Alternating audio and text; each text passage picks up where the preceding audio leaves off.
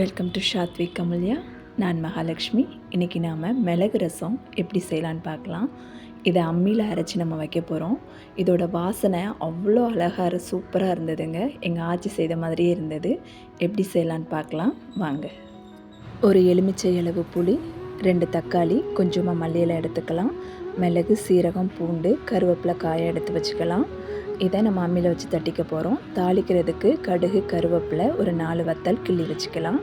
இப்போது அம்மியை நல்லா கழுவிட்டு பூண்டை நல்லா தட்டிக்கிட்டேன். மிளகு ஃபஸ்ட்டு வச்சு அரைச்சோன்னா ஓடிடும். அதனால் பூண்டை தட்டிட்டு அது மேலே எல்லாத்தையும் வச்சுட்டு நல்லா தட்டிக்கலாம். தட்டிட்டு கொஞ்சமாக தண்ணி விட்டு அரைச்சிக்கலாம். ரொம்ப நைஸாக அரைக்கணும்னு அவசியம் இல்லை. 1-2 தான் தட்டிக்க போகிறோம். அம்மியில் வச்சு நம்ம அரைக்கிறச்ச நல்ல வாசனையாக இருக்குது. நம்ம குழந்தையில சாப்பிட்ட, அம்மா கையால், ஆச்சி கையால் சாப்பிட்ட ரசத்தோட மனம் இப்போ தாங்க தெரியுது. நீங்களும் அம்மியில் வச்சு அரைச்சி ட்ரை பண்ணி பாருங்கள்.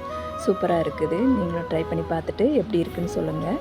இப்போ எல்லாத்தையும் கொஞ்சம் கொஞ்சமாக வச்சு அரைச்சாச்சு. இப்போ லாஸ்ட்டாக மல்லி இலையை 1-2 தட்டிக்கிறேன். இது எல்லாத்தையும் எடுத்து வச்சுட்டு அம்மியை கழுவிட்டு அந்த புளி ஊற வச்சுருக்கேன்ல அந்த தண்ணியில் சேர்த்துக்கிறேன். அப்புறம் புளியெல்லாம் நல்லா கரைச்சிட்டு அதோட சக்கையெல்லாம் எடுத்து வச்சுட்டு நம்ம எடுத்து வச்சுருக்கிற 2 தக்காளி பழத்தையும் அதிலேயே நல்லா பிசைஞ்சு விட்டுக்கிறேன். கொஞ்சமாக மஞ்சத்தூளையும் அதில் கலந்து விட்டுக்கிறேன். அப்புறமா நம்ம அரைச்சி வச்சுருக்கிற இந்த ரசப்பொடியையும் அதில் நல்லா கலந்துக்கிட்டேன். நாம் மிக்சியில் அரைக்கிறதுக்கும் இந்த அம்மியில் அரைக்கிறதுக்கும் நிறைய டிஃப்ரென்ஸ் இருக்குங்க. ரொம்ப வாசனையாக இருக்குது. நான் ட்ரை பண்ணிவிட்டு நிஜமாகவே அசந்து போயிட்டேன். நீங்களும் ட்ரை பண்ணி பாருங்கள். பார்த்துட்டு எப்படி இருக்குன்னு சொல்லுங்கள். இப்போ இதெல்லாம் கலந்துக்கிட்டேன். இதை பாத்திரத்தில் எண்ணெய் சூடு பண்ணிவிட்டு கடுகு, வத்தல், கருவேப்பிலை எல்லாம் போட்டு தாளிச்சிட்டு நம்ம கலந்து வச்சுருக்கிற ரச கரைசலையும் இதோடு சேர்த்துக்கிட்டேன்.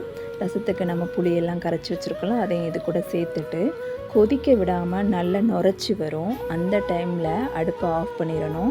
எல்லாத்தையும் கலந்தாச்சு. அடுப்பை ஃபுல்லாகவே வச்சுக்கலாம். நல்லா ஃபாஸ்ட்டாக வச்சுட்டு நுரைச்சி வரும்போது அது வரைக்கும் எங்கேயும் போய் நம்ம வெயிட் பண்ணிவிட்டு நுரைச்சி வரும்போது அடுப்பை ஆஃப் பண்ணிவிட்டு மல்லி இலை, உப்பு சேர்த்துட்டு இறக்கிக்கலாம். அந்த புளிப்பு சுவையை லைட்டாக பேலன்ஸ் பண்ணுறதுக்காக கொஞ்சமாக ஜீனி சேர்த்து இறக்கிக்கலாம். சூப்பராக மணமாக ரசம் ரெடி ஆயிடுச்சு. மிளகு ரசம் எனக்கு ரொம்ப பிடிக்குங்க. நீங்களும் ட்ரை பண்ணி பார்த்துட்டு எப்படி இருக்குன்னு சொல்லுங்கள். எனக்கும் பிடிக்கும்னு நம்புகிறேன். லைக் பண்ணுங்கள், ஷேர் பண்ணுங்கள், சப்ஸ்கிரைப் பண்ணுங்கள். Thank you all.